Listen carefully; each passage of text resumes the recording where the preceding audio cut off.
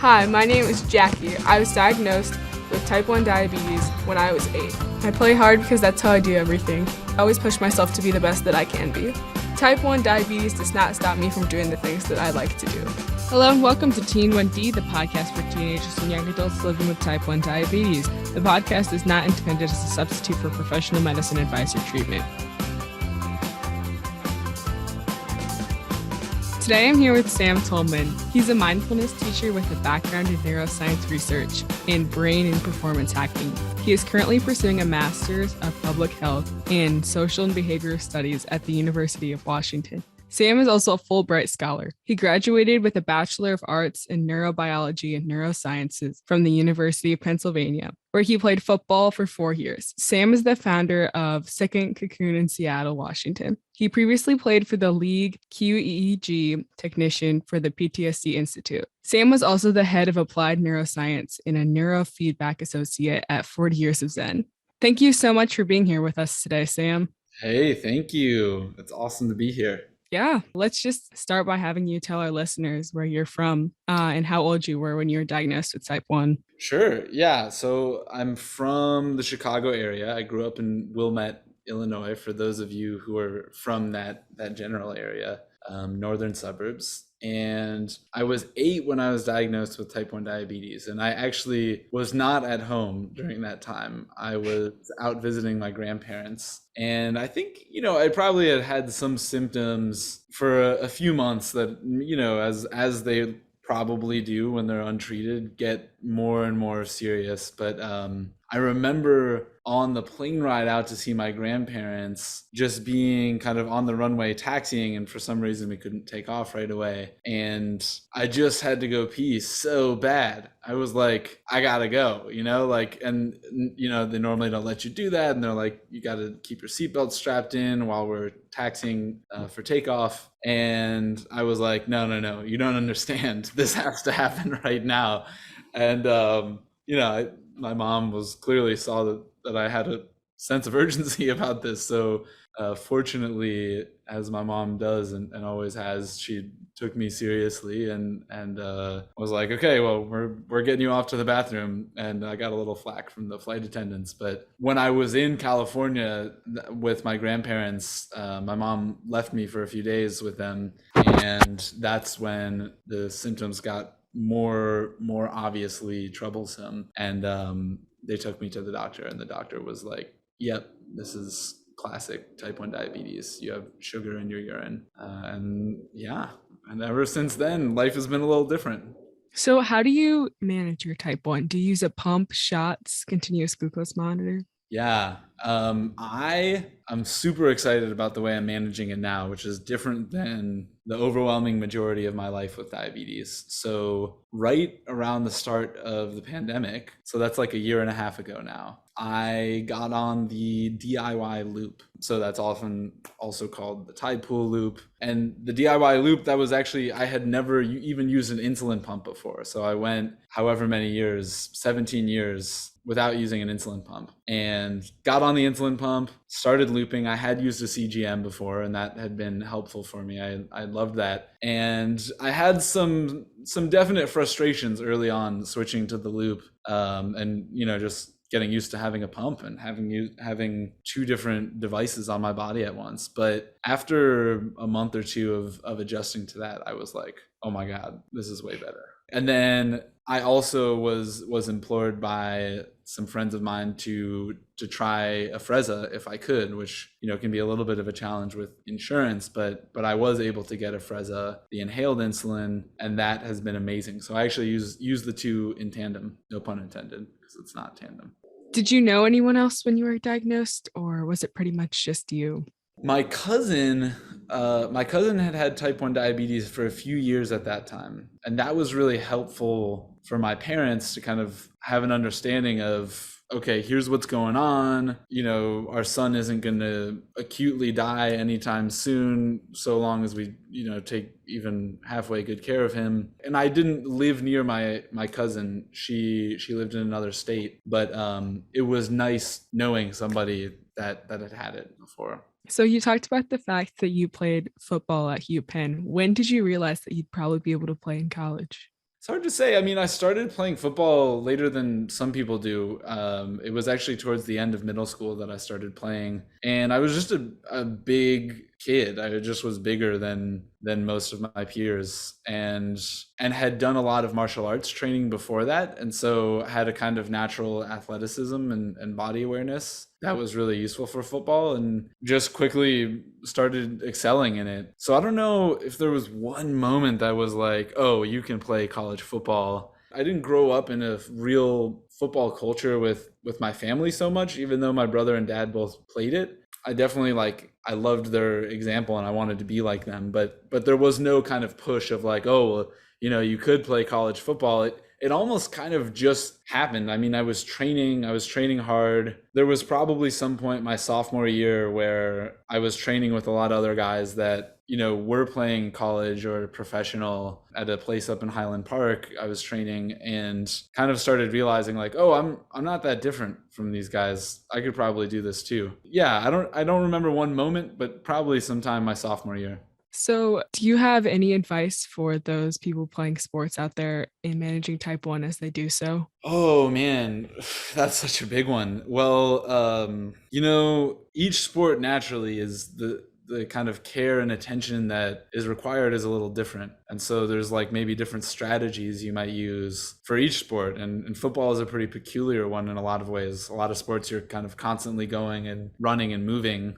Football is not really like that. And so it's a particular challenge for people with diabetes. But rather than go into any specific strategy, I would say there's like a emotional and mental component of the struggle of having diabetes and wanting to perform, whether it's performing in a sport or in any other part of your life, because T1D can make it hard to do that. You get a lot of very particular challenges where you might feel like you're not at your best on a consistent basis. And what I would say is two things. One thing for me in my experience that kind of drove me to focus even harder on football and on my body, because I was like, I kind of had this mentality like, I can't really afford to do the same things that other people can do and still perform the way I want to perform. And so I'm just going to make a decision right now that I'm going to do all of the things that I feel like I need to do. And my life is going to look a little bit different. And, there might be some loneliness associated with that, or some pain of like, oh, but they're going in like eating ice cream bars before practice or after practice even, or whatever. Like, it sucks that I'm not doing that, but I really cared a lot about football. And so for me, it was like I was on a mission. It was worth it. And I was like, it was clear to me what I could handle and still perform. And it was clear to me what was like, yeah, it's just not realistic. If I do that, there's no way that I'm going to get out there on the field and do what I want to do. And so when I put it in simple terms like that, it was just that. It was simple. It wasn't always easy, because it was like, there's a feeling of wanting to do what other people are doing, but it was simple. And I didn't have to think a lot about it. I was like, yeah, I don't do that. I don't go out to these high school parties. Just kidding. Parties don't exist in high school. But, I didn't do so much of that in high school, and really didn't do a ton of it in college either, because I just was like, my body doesn't tolerate that very well. And found other ways to like enjoy my life and find meaning and connection with other people. And I think this is one of the reasons that diabetes has been actually probably the greatest gift that I could have ever kind of had in my life, because a lot of the ways that I found of connecting to people and enjoying my life and living a meaningful life were much better than what we normally get handed to by our culture, much better than just going to parties or, gorging myself on food or something like that. I found things that were actually much more profound and meaningful. So one thing I would say is like establishing what matters to you and what's required to do it, like what's going to support you. And when you set it up in that simple way, it's nothing in life, or very few things are easy, but it is simple, and that makes it easier. You don't have to think so much. And the other thing that I would say is, I think I was able to use diabetes in two ways. One was just like having more body awareness in general, which is really helpful as an athlete, and in a way that we don't always understand intuitively. But I can say, from the research and studies that I've kind of continued to do in my life, kind of academically and professionally, that we know that actually having awareness of our bodies is really helpful for performance in all sorts of different ways. And it's actually helpful for stress. It helps us handle stress better when we're aware of what it's feeling like in our body. And that is clearly also an asset in having diabetes, of feeling what's going on with my body. So just having this constant awareness and constantly trying to check in and be aware, what does this feel like? What does that feel like? And having a good excuse to be constantly checking my blood sugar, which some people thought was weird. And I was like, this is what I need to do. This is data, and this data keeps me healthy. The last thing that I would say, I know I've had a long-winded answer, but the last thing that I would say about this is, even though there's a particular challenge of performing in any area when you have type 1 diabetes or anything else that might kind of present extra challenges or present hardship, there's also a pretty cool thing that happens where you get used to performing off balance or performing when you're a little bit uncomfortable and understanding what your limits are a little bit better. And there's a kind of toughness, and I don't always love that word, because I think sometimes we think toughness and we think like, oh, I'm gonna like grind my teeth and be so tough. I'm gonna be like the toughest, and I'm just gonna be a toy soldier and get through this difficulty. And that's not really how I think about toughness. That in my life, when I feel like that, I know I'm like, oh, that's a red flag. This quote unquote toughness isn't gonna go so far. For me, when I think about toughness, what I really think about is a sense of like fundamental okayness with how it is. And so if I feel not so great, but I know it's healthy for me to perform. It's healthy for me to continue working out, even if I feel really tired because I just had a big blood sugar rebound, or maybe I'm a little thirsty because my blood sugar is high, but it's okay for me to keep training. Then I'm like, okay, this is how things are now. And I might not do my best ever, but I'm going to do the best that I can right now. And that kind of establishing that kind of mindset and that kind of mental practice within a sport or any other context is like the most invaluable life training, and something that people who don't have diabetes don't get to develop in the same way unless they have their own hardship in another way. So this is a really great asset for the entire rest of our lives that we can develop, of being kind of like made of steel. Like there's a kind of feeling of like, there's not a whole lot that could throw me off in a way that I couldn't function, because I've been there a lot and continue to go. And just to backtrack a little bit too, just for more on your background, how did you end up choosing UPenn? I guess, football was going well. And so I sent my tapes out to different schools, and my coaches were helping me get recruited, and that's its own process that maybe is not what you're really asking about, but had some different schools that had given offers and that I was looking at, mostly at about that level or lower. I didn't have any Division 1A offers. So yeah, there I had a couple other 1AA offers, FCS offers, and there were a couple that I was really excited about, but Penn is like an incredible school. And so I was like, I mean, that seems pretty cool. I loved the urban campus. I was kind of wanting that. A lot of the other schools I was looking at had more rural or suburban, and I was like, I like the urban thing. And then a secret reason, this was a deep reason, but I didn't really admit this to many people at the time, is I was in a relationship with somebody who I dated almost all through high school, and we ended up dating through most of college, although it wasn't necessarily like a super healthy relationship, but it was loving nonetheless. And my girlfriend at the time, she was in another city. She was not going to be studying at Penn or in Philadelphia. And so I wanted to be close to a major airport. So I was like, Philly has a major airport. I'm sold. That's really funny. So how did you go about telling roommates or teammates that you had type 1? It's hard to remember any specific conversation.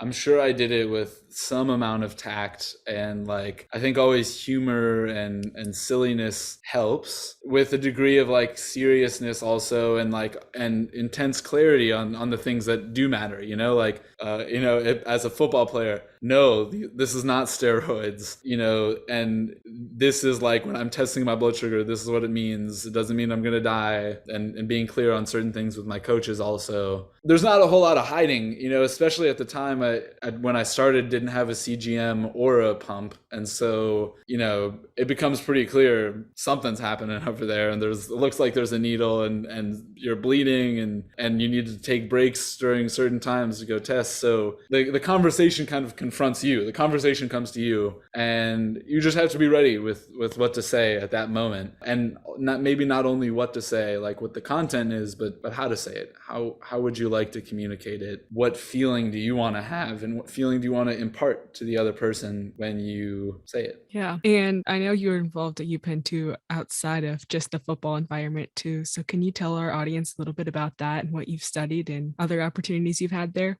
In a sense, you're not completely right. You are right, technically. But before I went to college, my high school football coach, who I'm still really, really close to, he was more than just a football coach to me. He was and is a life mentor. And he said to me, he was like, in high school, you've kind of hit the jackpot and you've done all three things like pretty well. You have a lot of nice friends, and so social life is great, and you have a girlfriend, and you have done football, and clearly you've done very well in football, and you're a good student. So you've kind of got all three of these things going for you in high school. In college, you can only choose two of those things. So you should choose now which two of those it's going to be. And I was like, I heard him and I was like, okay, maybe. But when I got to college, I found out pretty quickly that was true. And so the two that I chose were football and school. And I didn't have much of a social life. And I don't know if that's something I would recommend to people. It's not a great way to live. But there were cool things about it too, and I appreciate what I learned, and I appreciate the way I spent my time. And I did have friends. It's not like I didn't have any friends, but my social time was minimal, which was different. My final year of after I finished football, then I got a little bit of social time for one semester. But yeah, I studied neuroscience, which you kind of mentioned before, and that's continued my kind of work, and my life since then is in neuroscience, which we could kind of talk about and get into if you like. But also I studied South Asian studies, and that was and is still a really big part of my life, because that was kind of part of a pathway. There were a couple different things that led me to start practicing meditation. And so that was an initial pathway to thinking about contemplation and meditation and why it matters, what it means to ask the big questions of your life, and not just think about it with your head, but actually live the meaning of what it is to be alive, and truly investigate that and try to live a life worth living. So that was big, and that was really life sustaining throughout college. And then in that last semester, I took an even deeper dive into meditation, which has since been a big part of my life. And you're also the founder of the second Cocoon. Can you define what that means and what exactly that is for us? Yeah, I think that's maybe dramatic way that I don't know if I put that somewhere, if it said, maybe somebody else wrote that or something. But the second Cocoon is just my kind of work and efforts in bringing meditation and contemplation to other people. So I've done a lot of training and continue to do a lot of meditation training. I've done various different teacher training programs, and it's been my desire to bring that to other people, because these practices have saved my life. And so Second Cocoon is just that's just my own personal effort to do that. It's a website, and it's my own kind of what I do, leading meditation every day on Zoom, and doing kind of personal one-on-one consults or practice with people. So that's what Second Cocoon is. Can you tell us more about these practices? Like, how often do you meditate and how long do you do it? Yeah, well, I'll give you my answer, and I'll also say, there's no right amount of time to meditate for, and we might get a little bit of an odd idea about what meditation is, or a very specific, maybe not even odd, but maybe a very specific idea of what it is to meditate. When I started sitting, I was actually using the the app, and this was in college. I was using Headspace, which everybody knows about now. It was growing at that time too. So already it was starting to grow, but now it's like, who doesn't know about Headspace? Everyone's heard about Headspace.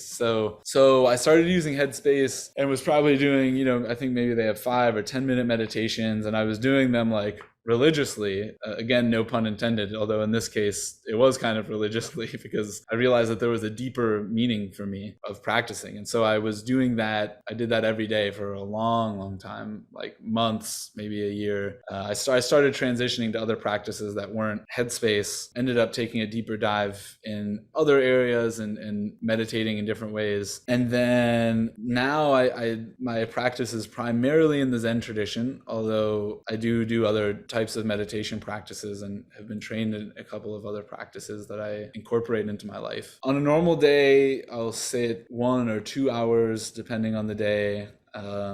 Normally something in between 1 and 2 hours, sometimes a little bit more, sometimes a little bit less. Yeah, and then there's retreats. There's every month there's a half-day retreat, which is maybe 4 or 5 hours, or 5 or 6 hours, and then a couple of times a year there's 3-day retreats, and 4 times a year there's week-long retreats. And so those are like meditation intensives where you're doing maybe 12 hours of sitting meditation each day and doing that for a week.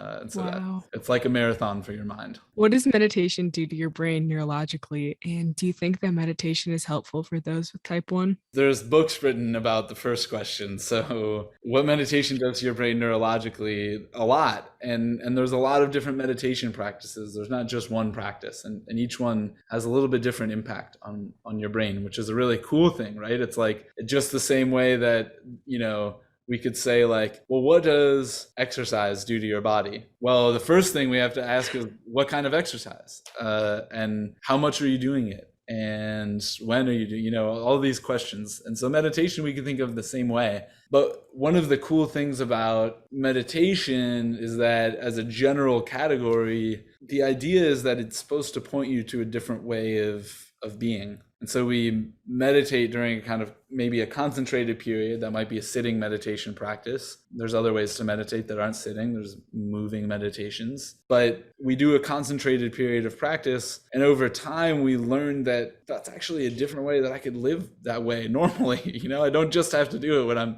sitting and breathing. I could actually learn how to be non-judgmental and kind of not always be looping my thoughts and stuck on how I think things should be when I'm walking around every day.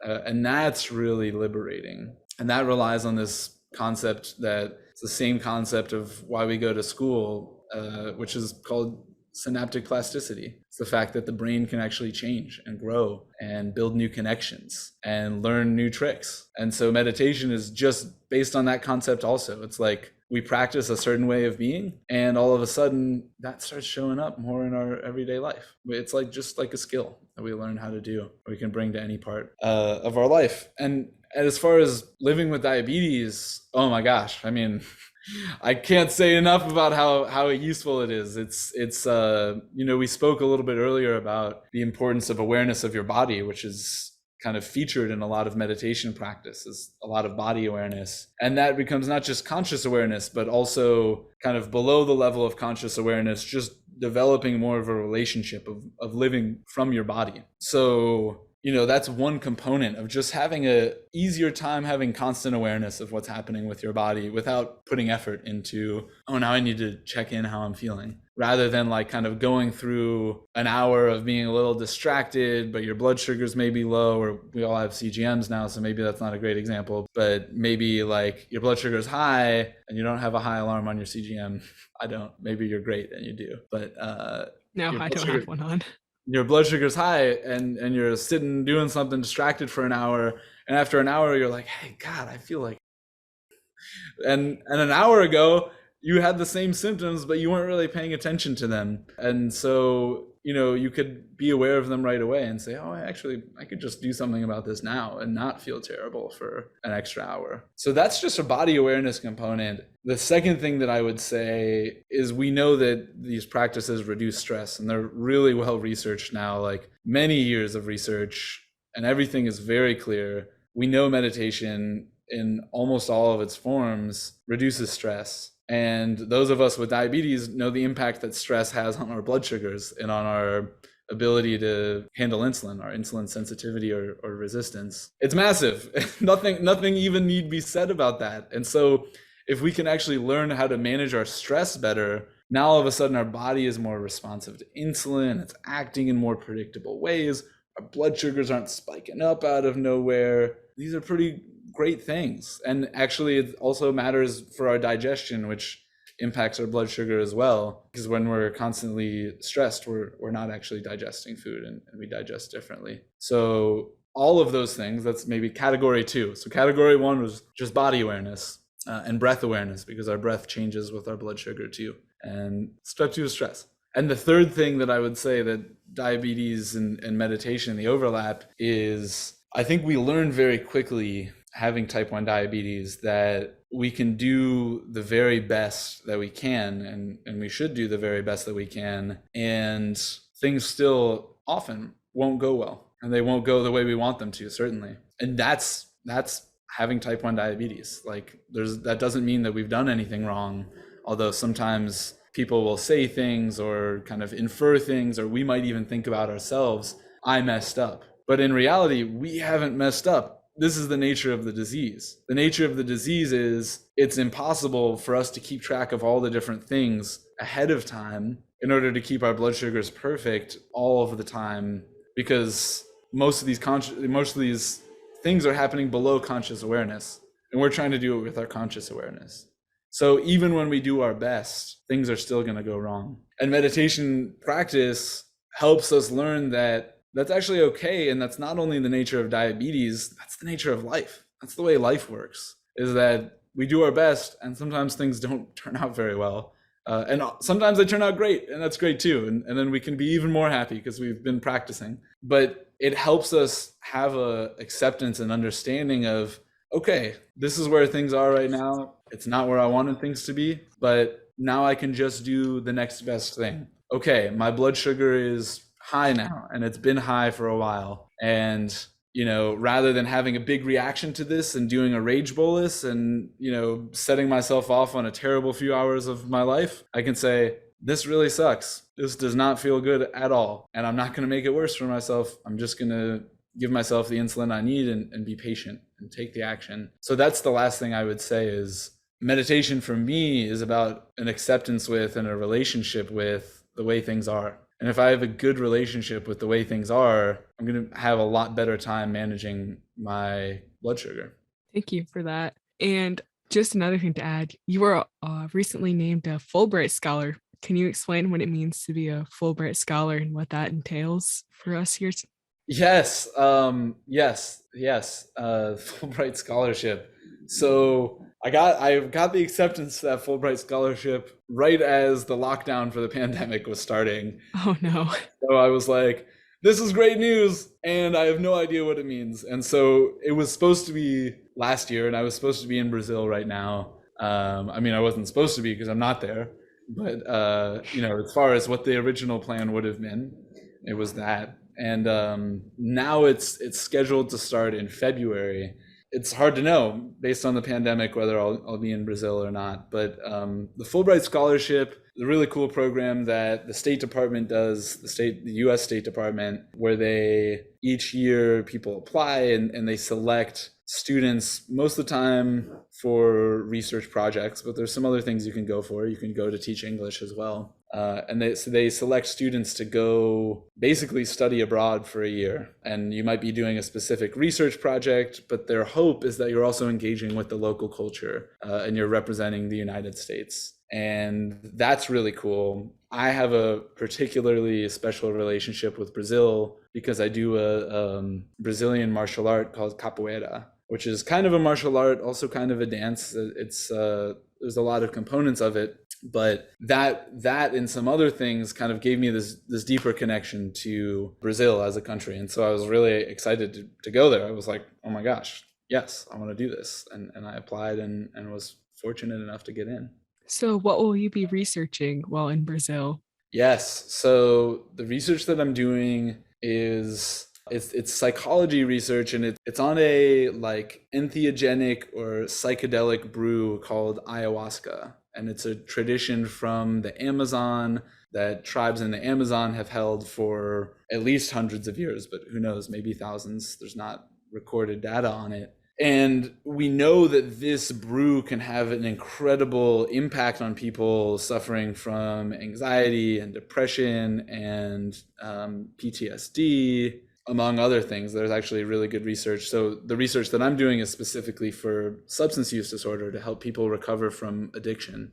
And so people are going to see a shaman regularly to take this kind of brew and have certain experiences. And we're tracking different symptoms, and we're tracking how much their mind is wandering, how much they're ruminating, and other symptoms that they're experiencing, as well as whether or not they've relapsed. So yeah, that's what the research is on. For anyone going into college, do you have any advice just on studying in general, as you are the Fulbright scholar who would... We all have to find strategies that work for us. And the most important thing is to have an awareness of, hey, this isn't working for me, or hey, I did that and it really worked well for me. So that's the first thing, is like having an awareness of which strategies are working for you to, crank out some work or feel like you're in a creative mode. And you can try different things. You can read about the strategies that people use. I can say a few of mine certainly in a minute, but that's one. And then the second is the discipline to say, okay, well, I know what works for me and now I'm going to actually do it. And I think also we get discipline a little bit messed up. And a message that I always got on, from on high was, discipline is also, it's about grit, and it's about like grinding your teeth out and doing the things you don't like to do. And, I think there's a place for that. There's a value in learning how to do things that aren't enjoyable. I think it's an important life practice, and a lot can be learned. A lot of freedom can be had by doing that. But that's not what I mean when I say discipline. For me, I think really what it's about is just connecting to what we care about. And so if I really care about studying, if I'm like, yeah, this is exciting to me, like either I want to know more about this, or I might not care at all about this, but I want to get a good grade in this class, or, I don't really care about this essay, but I really want to get accepted to this thing. Finding the thing that we actually care about and really connecting to that. Like maybe we have some way of reminding ourselves of that each day when we sit down to do whatever it is that we want to do. Maybe it's like a little phrase that we've written to ourselves or something that kind of encapsulates why we care about what we're doing. So when we have that, then, and that's totally in line with positive psychology, which says, we should actually just be finding what we care about, and that's going to be more motivating for us. So I'll say those two things. For me, and research also, I think, suggests that this is the way to do it. For many different tasks, especially things like essay writing, which is big for colleges, it's big for applying to things like the Fulbright, big for school in general, it's really important to dedicate a specific amount of time and a larger amount of time. And you might say, I've got 2 hours. I'm not going to do anything else in these 2 hours. This is it. I'm going to put my phone away. My phone's not going to be in the same room for these 2 hours. And this might be the most boring, terrible 2 hours of my life. I might not write anything good. I might be totally just blabbering away, typing nonsense, but this is how I'm spending those 2 hours. And I think what we tend to find over time, this is my experience and I've heard this from others, is that when you start to set that time aside, even if you do have 1 or 2 bad sessions that you're like, that was useless, I didn't get anything done, you actually learn to adjust to, okay, this is the time that I've got for this. And I'm going to start cranking things out, and I'm going to get in the flow. And it might take 10 minutes. It might take 20 minutes to get in that flow. But once we get in that flow, you can go and you can just keep producing. When I write in a very non-linear way. I like to look at the big picture first and have a sense of kind of, okay, what's the bigger picture? What's the start and ending? And then what are the places that I'm going to fill in between? And there's a lot of gaps in there. And then I see what inspires me and what I get some inspiration from. And I'm like, oh, I want to write about that. I want to research more about that.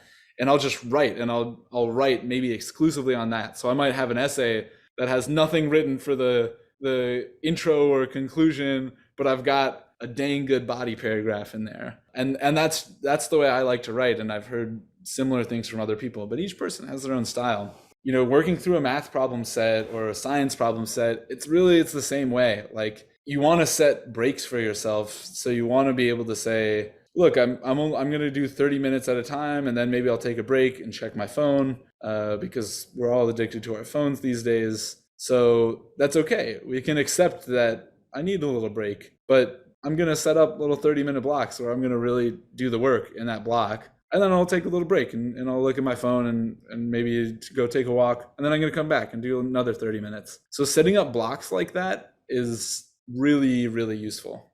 Thank you so much for agreeing to be here today. And this is all. Thank you so much. You are so welcome. And I'm just super happy and excited that you're working on this and that you're bringing people in to have these conversations. And honored that you brought me on. I hope I brought some value. Oh, definitely. Thank you. All right. Thanks, Jacqueline. Bye.